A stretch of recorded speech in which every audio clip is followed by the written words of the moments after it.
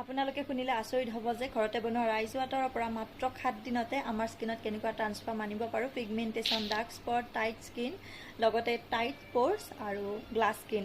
বাৰু যিয়ে নহওক ইয়াৰে বেনিফিটটোৱে কৈ দিলোঁ, তাৰ লগতে আপোনালোকক মই দেখাই দিছোঁ ৰাইচ ৱাটাৰটো আমিনো কেনেকৈ বনাওঁ। আহক চাওক।